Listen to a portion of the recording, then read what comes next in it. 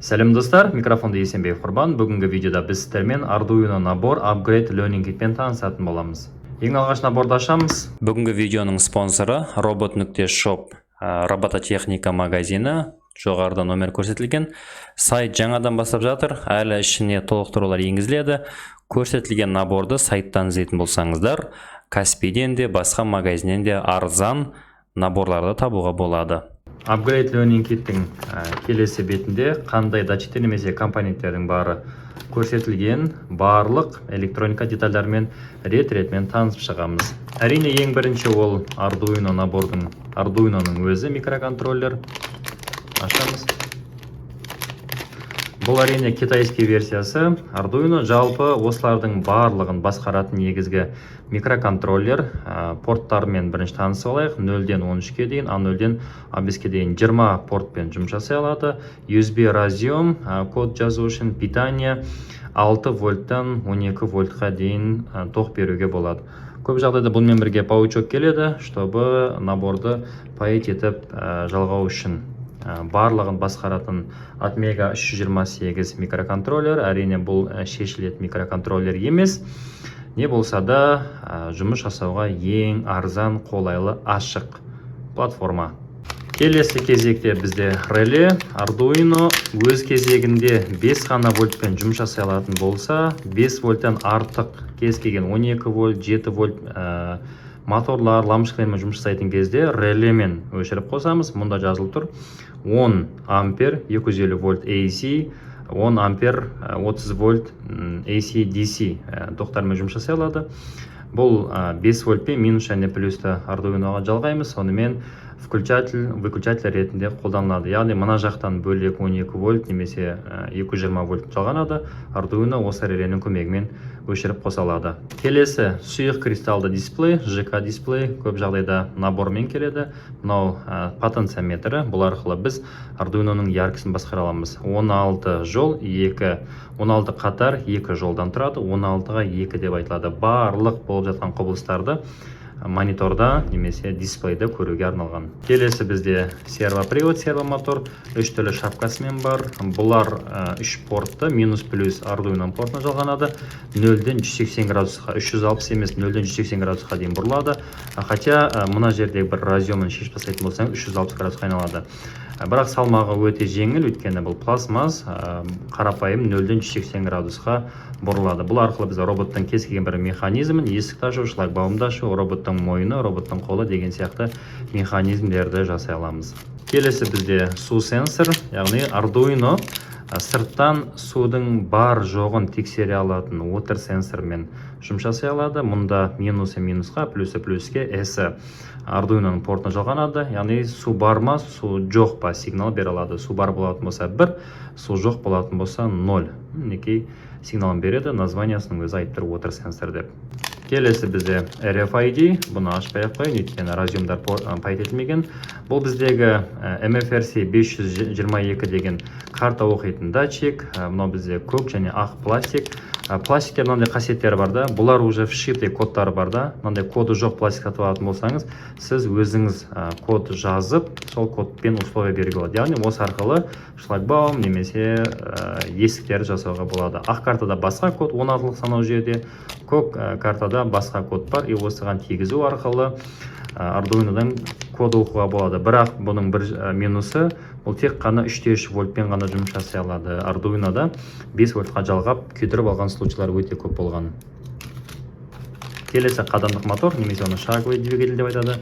Бұл 5 вольтпен ғана жұмыс жасайды. 5 вольт DC 28 BIG 48, мынау оның драйвері. Яғни мынау драйверге кіреді. Осы арқылы 4 портпен қадамдық мотор беруге болады. Обороты өте жай, бірақ точно жүреді. Қалаған градусыңызға 360-ын кескен градусына беріп тоқтатып алуға болады. Келесі бізде джойстик. Джойстик бұл екі түрлі положениемен жұмыс жасайды. Алға, артқа, оңға, солға және де негізгі действиялары осы. Бұл аналоговый сигналды береді. 0-де 1023, 0-де 1023 өйткені бұлар аналогқа жалғанады, ал аналог порт дегеніміз 2-ның 10 дәрежесі 1024-ке дейінгі сигналды бере алады. Және тағы бір кнопкасы бұл тач кәдімгі кнопканың қызметін атқара алады. Алға жүрдің, кнопканы бастың, оңға жүрдің, кнопканы бастың деген сияқты. Бірақ штукта бұл наборда бір ғана штук келеді. Келесі бізде 9 вольттық разъем крона батарейканы жалғап Arduino'ны сырттан келетін токпен питание беруге болады. Вот, осылай. И сіздің компонентіңіз питание берілетін болса, компьютерге жалғамай-ақ өзі жұмыс жасап тұра алады. DHT11 температура және ылғалдылық датчигі. Бұлар бөлменің температурасы немесе ылғалдылығын көрсете алады. S порты минусы минус, плюсы плюске жалғанады.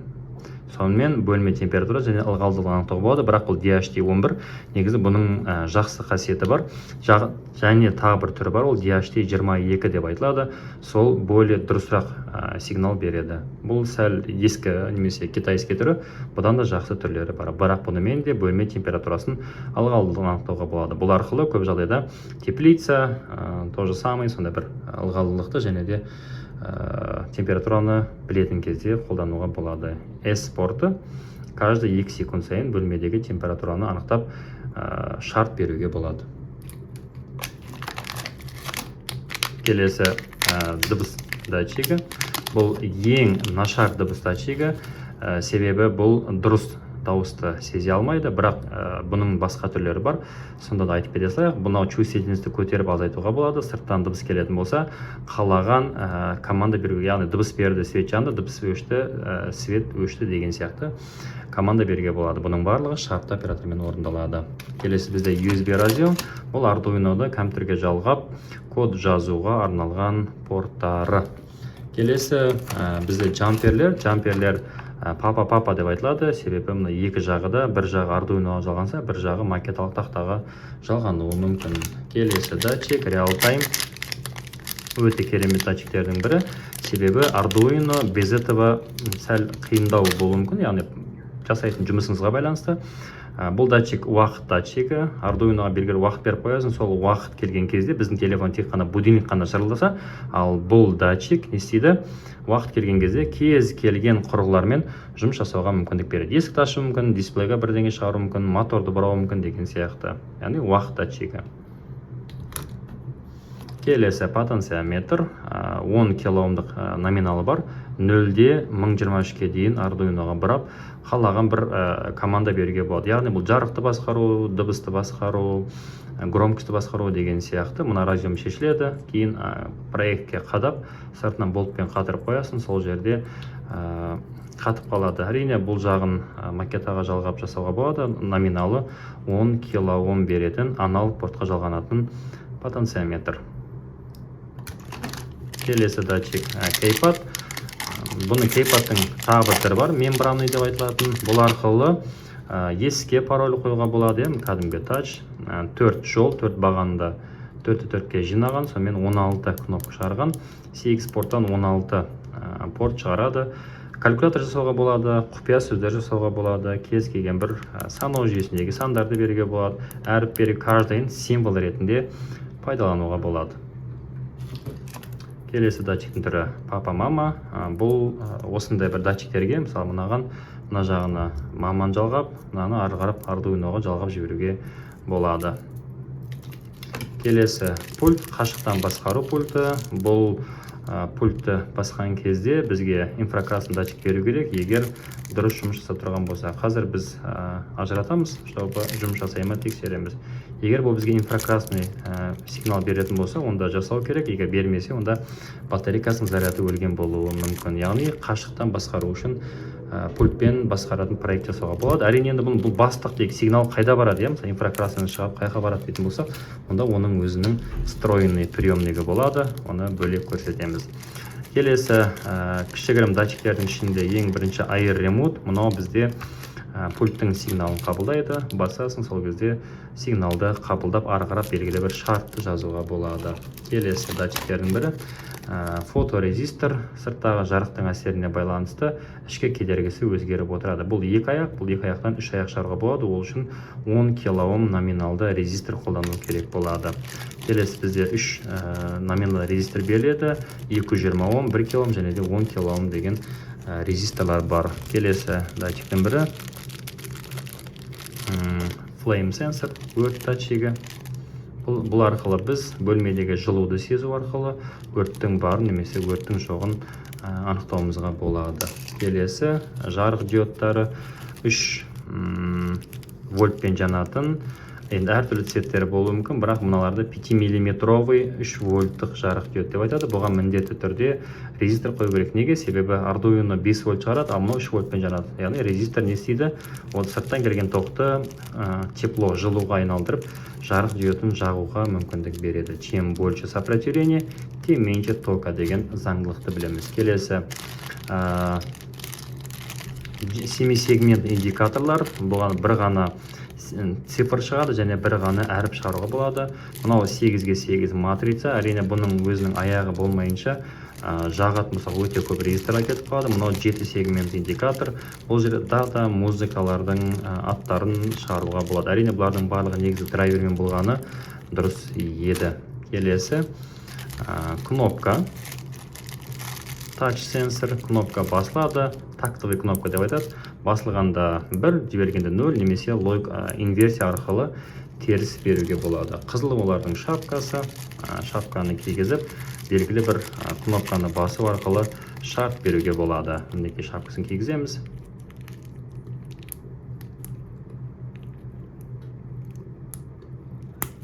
Кнопка дайын. Келесі компоненттердің бірі 74HC жылжымалы регистр. Бұл Arduino'ның 74HC 595. Бұл 7 сегмент индикаторлардың порттарын қысқарту үшін қолданылады. Негізі бұна бір наборда болу керек еді. Бізге открытый берген, чтобы өзіміз жасау үшін. Яғни порттарды азайтып, аз порттан көп порт шығаруға қолданады. Кстати, мұна бөлігі басы деп айтады. Яғни расчет осылай сол жақтан оңға қарап басталады. Келесі пьезо элемент. Ол бізде актив және пассив деп екі бөлінеді. Плюсы ұзын, қысқасы минус болады. Сонымен сигнал бересіз, нота ойнайды, немесе бір өрт шыққан кезде белгілі бір сигналдарды қабылдауға болады. Келесі қарастыратынымыз бізде SW520S. Бұл датчик наклона, қазір 1-де берсе 0-де береді. Яғни осы сияқты сигнал бар, сигнал жоқ деген команда бере алады. Мұнау келесі пьезо бізде актив, біреу пассив деп айтылады екен. Осындай бір жақсы датчик бар. Бұлар жайында видеороликтер бізде каналда жетіп артылады. Әрине оның бәрі онлайн, сіздер осы наборды сатып алу арқылы офлайн тексеріп көрсеңіздер болады. Және де бұлардың барлығын пайда етпей, күнделікті көп қолдану үшін бізге не керек болады? Әрине макеталық тақта керек болады. Макеталық тақтаның негізгі артықшылығы бүкіл датчиктерді осында жалғап, код жазып көре беруге болады. Бредборд деп айтады. Ашайық. Ашылмай жатсың. Алмай шыға бер. Клейленіп қалған екен. Макеталық тақта. Бұның үстіңгі бөлігі өз алдына бөлек, астыңғы бөлігі өз алдына бөлек. Общий плюс мына жерден қайтады, бірақ мына қарап сигнал жоқ болуы мүмкін. Асты общий минус, мына екеуін жалғасаңыз 60 плюс, 60 минус болады.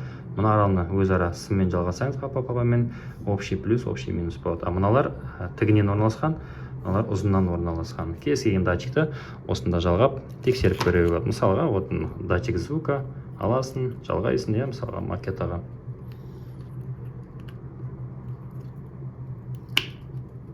Жалғанды дәл осылай кез келген датчиктерді жалғап жұмыс жасай беруге болады. Мысалға, water sensor, су бар ма, жоқ па, арғарап оны осы аяқтарын арғарап Arduino'ға жалғап, пайт етпей, многоразовый ретінде қолдануға болады. Мінекей осымен біз қысқа ғана набормен таныстық. Бұл наборлар Каспийда өте көп наборлар бар. Ал сіздер төменде көрсетілген сайттан осы наборды Қазақстан бойынша ең арзан бағада сатып ала аласыздар. Upgraded Learning Kit. Осыны үйрену арқылы мінекей барлық компоненттермен танысып шықтық. Өздеріңізге қажетті проекттерді жасап көрсеңіздер болады. Сіздермен бірге болған Есенбек Құрбан. Келесі видеоларда жүздескенше деп айтайын десем, мына біреу қалып кетті. RGB жарық диоды. Оны суреттен байқадым. RGB жарық диоды бұл деген өте қызық случай. red green blue арқылы 16 миллион цветовой эффекті көруге болады. Минусқа red green blue. Осымен барлық датчиктерге кішкене шолу жасадық деп ойлаймын. Сіздермен бірге болған Есенбек Құрбан. Видео туралы, яғни үйрену туралы сұрақтарыңыз болатын болса комментарийге қалдырыңыздар. Біліп жатсақ әрине жауап береміз. Келесі видеоларда жүздескенше сау саламатта болыңыздар.